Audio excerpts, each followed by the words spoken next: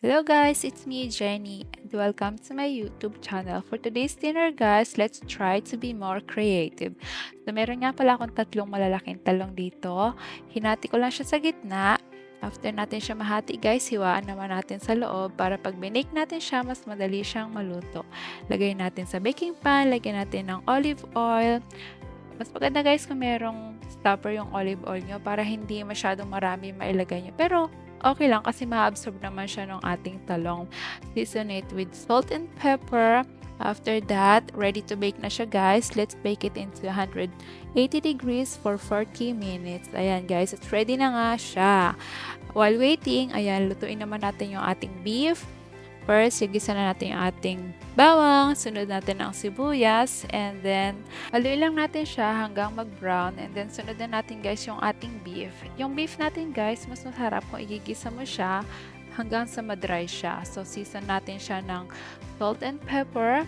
Dito nga pala guys, naglagay din ako ng red paprika. Gusto ko siya guys kasi naaalis yung lansa ng ating karne pag naglalagay ako ng paprika. So, luto na yung ating beef. Next naman natin gawin, ayan, gawin natin yung ating sauce. 2 lata ng tomato paste. So, nagmix din ako guys ng herbs, oregano, at saka dry basil leaf. Nag-add nga rin pala ako guys ng fresh basil leaf kasi mas ma-aroma siya, at saka mas masarap. After that guys, mix well lang natin. Ayan. Pag na-combine na natin lahat ng ingredients, set aside natin. Check naman natin yung ating talong. I think ready na siya. And ayan nga guys, makikita nyo, ready na yung ating talong. So next natin gawin, spread natin yung ginawa nating sauce kanina. Ayan, mas maganda guys kung mas marami yung sauce kasi mas malasa siya. Yung lasa ng sauce natin is absorbed nung ating talong. At syempre, gawa nung beef natin, combination ng taste nila, napakasarap talaga. So after natin guys ma-spread yung ating sauce, isunod naman natin ilagay yung ating nilutong beef kanina. So dito guys, habang nilalagay ko nga yung aking beef, ayan, pasilip-silip yung aking josawa. Hindi na siya makatiis kasi naamoy niya, napakabango daw talaga. So, surprisahin natin siya ng masarap na dinner kasi deserve naman niya. O, diba?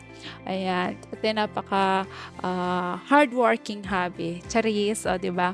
After nga niyan, guys, yan, nag-slice nga din pala ako ng tomato. Later, ilalagay natin siya. So, dito guys, naglalagay rin ako ng mozzarela cheese. After that, yung ating in-slice na tomato, ayan, lagay lang natin sa ibabaw.